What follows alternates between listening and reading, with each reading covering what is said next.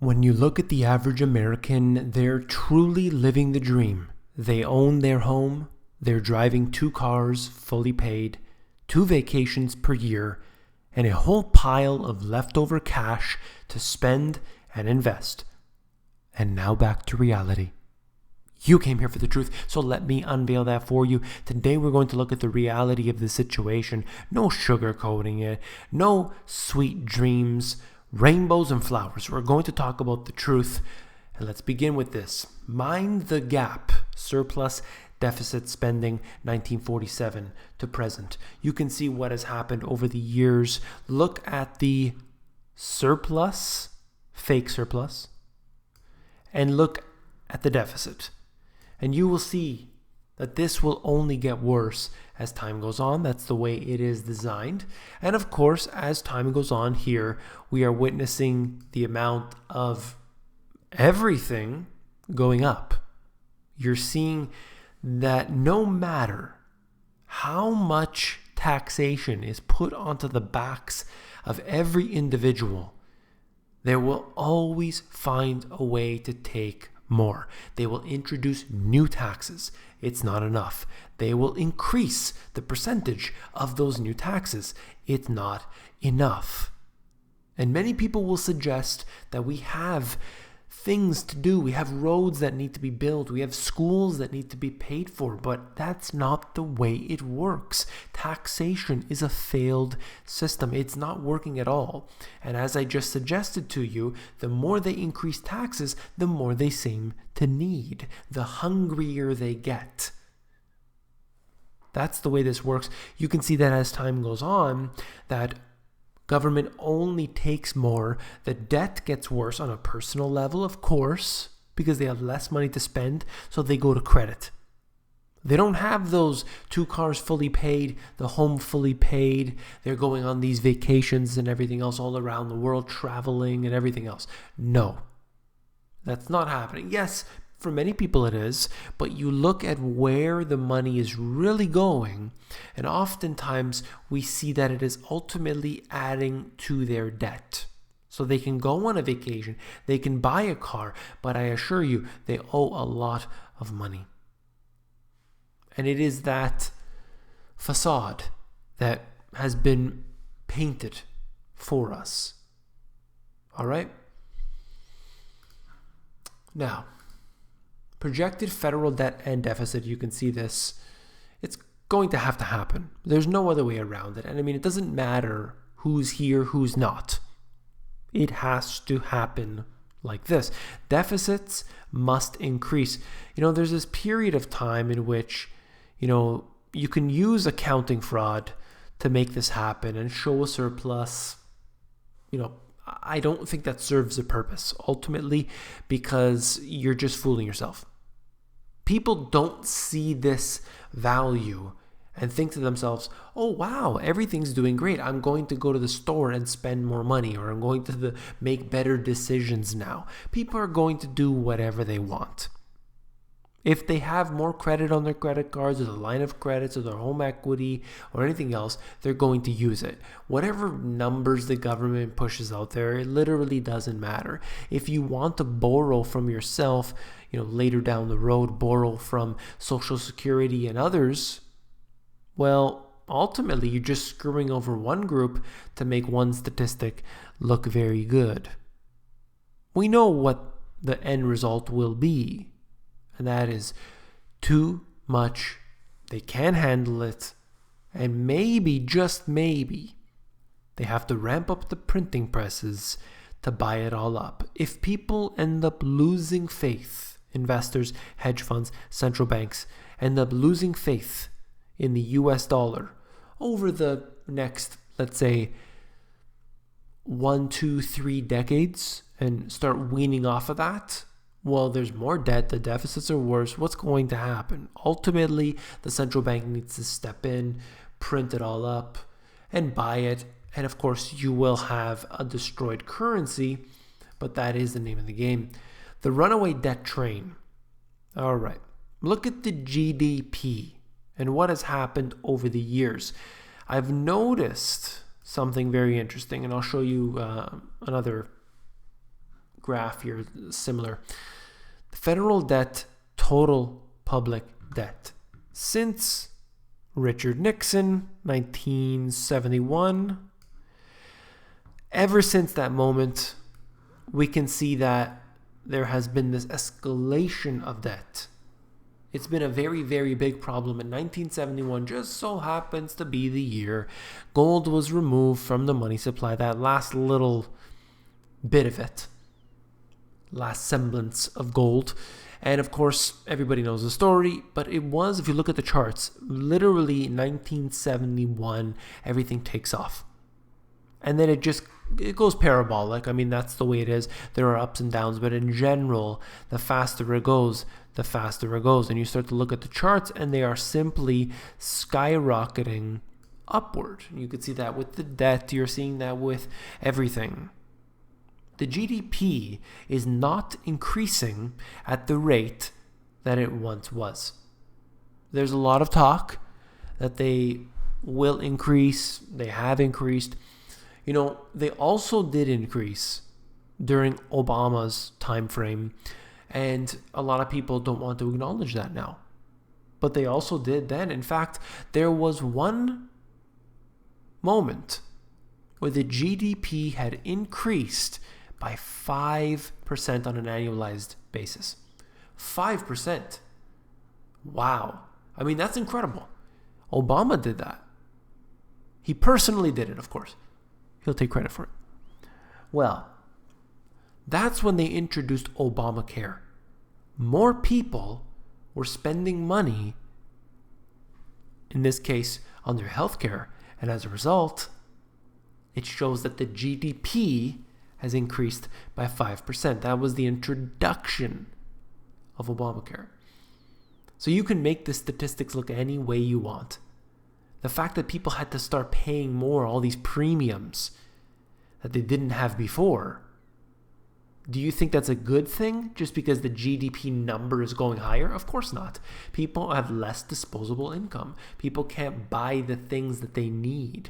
Or let's say they have less money to buy extra things, maybe going to restaurants or going to the movies or anything else. Debt to GDP and the impact to the economic growth. You can see that here for yourself. I won't cover it, but we're looking at basically a similar instance here. Rising debt, an economic boom or burden. All right. So the personal savings rate, something that I've covered regularly, they suggested it came up. I mean, I believe to some degree this is somewhat of a manipulated number, but they implemented a lot of the cash for clunkers programs and all these different type of TARP type bailout stimulus and all the packages that they tried to create to get everything going again. And I think that may have had a temporary boost, all at the expense of taxpayers, of course. You're basically paying it yourself. But ultimately, savings rates down again. But when you look at it from a scale from 1980 and onward, it really shows us that, in fact, personal savings rate is down simply because what's the incentive to save? What are you going to get in the bank? If people put their money in the bank, they get measly, less than 1%. In a lot of these checking accounts, they probably even have to pay fees. So ultimately, they're forking up cash, even though the bank literally gets rid of your money. They don't have it there. So that, of course, is completely in line with the Fed funds rate. The Federal Reserve brings interest rates all the way down. Banks then are able to loan up money for cheaper. People borrow more. They don't save as much. And ultimately, it spells disaster. Look at where it was. And I understand that that's an extremely high number. I get that. But even if we took the average, right? If we just came in here somewhere, approximately, I'm just making up numbers, and we brought ourselves from where we are now to where it would be on the average, we would be completely destroyed. Think about that for just a moment. If we go back to the average, even if you want to go below the average and you want to say Fed funds rate 5%, okay? 5%. We hit that mark, we are destroying the entire economy instantly. So you'll say, well, they just won't do that. That's not how it works. You don't just do something because, you know, there's a mandate and you have to follow the orders or what have you. Things are done according to a particular plan. There are reasons, there are indicators that they're following in order to act this way. At least on the surface level, of course. If they, you know, the interest rates get pushed up higher, the only solution to keep them down is open market operations. That means printing money. That means destroying the dollar. You have to understand that. It's not just a value that they set in their computer and that's it. That's the Fed funds rate. They have to engage in open market operations. Here, net savings yet again. I just wanted to show you here. Looking at this, it is approximately 2%. Okay, that's approximately where it is. It's hard to tell here, but I believe it is 2%.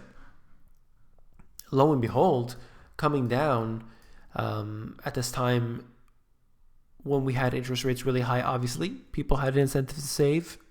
Today, not the case. Why save when you could just put your money into equities? You could buy Facebook stock, you could buy all these Googles and everything else, but ultimately, people don't really know anything, but what they've done is they have gone into ETFs and they've taken their money to their financial advisor and they've thought that they've become more sophisticated because they've been doing this for a few years and hey, it's working out.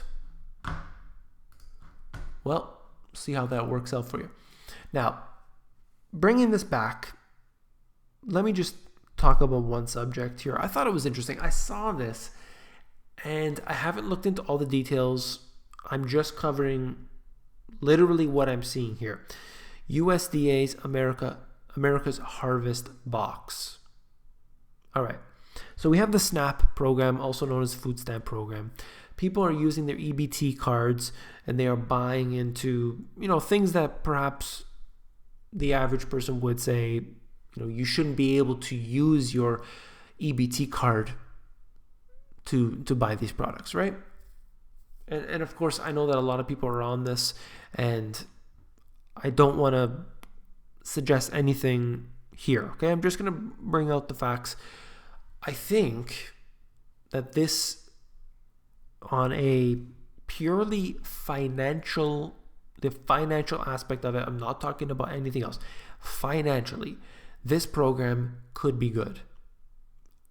On the surface level, and I'm literally just going by what's in their little white paper over here. USDA's America Harvest Box is a bold initiative approach to providing nutritious food to people who need assistance feeding themselves and their families. Basically, you get a whole bunch of food. It comes only from the US grown, gets delivered to people as they need it. It doesn't cover everybody, but I believe the number is, they're at 81%, basically. 81% of the SNAP people, the participants here are going to get it this way. That's the suggestion. Don't know if it's going to work. Don't know if it's going to happen. Maybe they'll start with 81, but in the end, maybe they'll only get 50 or something. But it's an interesting concept, and I think that the abuses that we've seen by some people may be spoiling this for what's happening. I guess you can't really blame people. I mean, if somebody has the ability to do something, to do it. If they have more credit on their credit card, they spend it. That's the way things work. So,